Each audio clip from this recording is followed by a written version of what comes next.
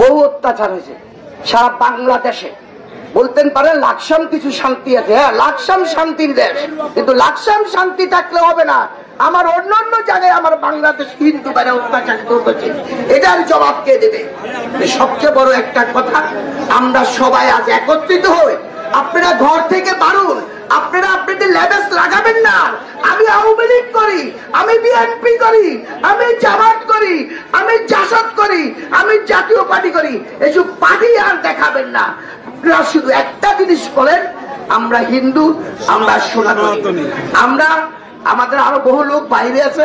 আমরা আসার পর আমরা এখান থেকে বাইপাস হয়ে, আমরা বাজার দিয়ে, পৌরসভা হয়ে, থানা হয়ে, আমরা 10 মিনিট শাওরিয়ার সামনে একটা বক্তৃতা দেব। তারপরে আমাদের মিছিল বাজার দিয়ে হয়ে আমরা আবার সেই জগন্নাথ বাড়িতে দিকে।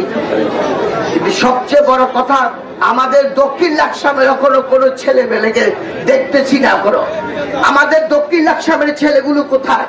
তোমরা ঘর থেকে বেরিয়ে আসো, দোকান আজ বন্ধ রাখো, বন্ধ রাখি নিজের রক্ষার জন্য দাঁড়িয়ে আসো। আমি পরিশেষে একটা কথা বলতে চাই, আমরা কেউ সুন্দরভাবে আমরা 2 লাইনের মিছিল করব।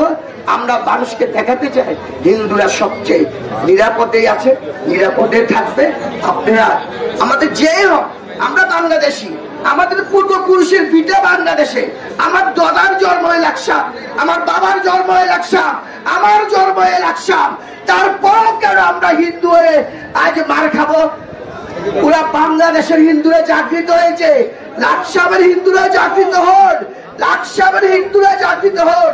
আপনাদের কাছে একটা অনুরোধ, আপনারা ঘর থেকে বেরিয়ে আসুন।